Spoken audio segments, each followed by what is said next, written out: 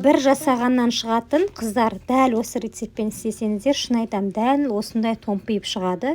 Мақтадай жұмсақ, үлбіреп тұрған қамыры әдемі болып шығатын рецептпен бөлісемін. Кез келген қыздың қолынан келеді.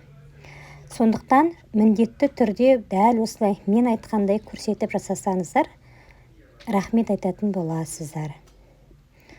Енді бауырсақта барлығы пісіре алады деп айтуы да мүмкін. Десек те пісіре алмайтын жаңадан түскен келіндер, я болмаса енді бой жетіп келе жатқан қыздарға бұл жақсы рецепт деп ойлаймын. Алдымен жылы сүтімізді, жылы суымызды, сары майымызды, 2 жұмыртқамызды, сары майдың орнына 2 ас қасық майонез қоссаңыздар да болады.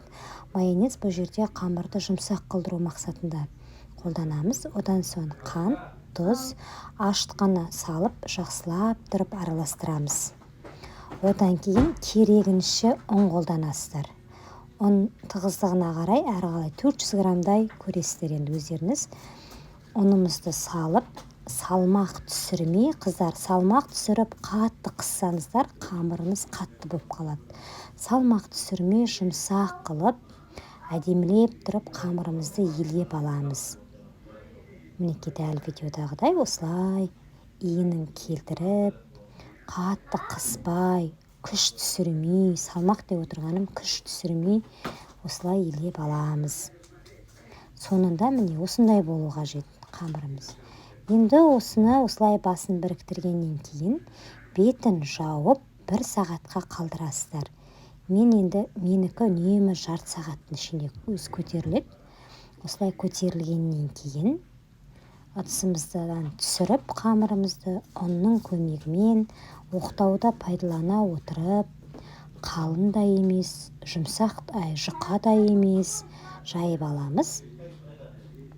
Көп қып елеп, жарты бөлігін осылай морозильникке салып қойсаңыздар, кез келген уақытта бір айдың көлемінде кісі келіп қалған жағдайда қамырды алдын ала шығарып алғаннан кейін жайып бауырсақ пісіре берсеңіздер болады. Мен өзім солай істеймін. Кісі келеді деген кезде қамырымды алдын ала шығартып қоямын тоңазытқыштан, кәдімгі тоңазытқыш морозильник дейді ғой, соған. Сосын жайып істей бересіздер. Одан еш нәрсе етпейді. Керісінше морозильникте тұрған сайын қамырыңыз әдемі болып шығады. Осылай жайып, 4 пұшты қылып немесе дөңгелек қылып кессеңіздер болады. Одан кейін қызып тұрған майға 2 жақ бетін аудара отырып, майға пісіріп аламыз. Міндетті түрде жасап көріңіздер.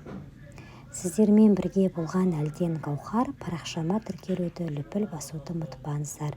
Инстаграм парақшамда да Әлден Гаухар деп терсеңіздер, менің фудблог парақшам шығады, оған да тіркеліп қойыңыздар.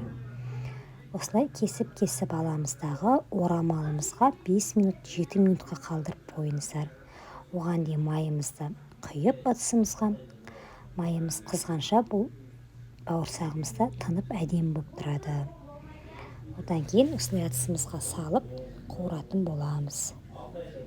Келесі кездескенше аман есендікте болайық. Сіздерге де үлкен рахмет. Парақшама кіріп, тіркеліп,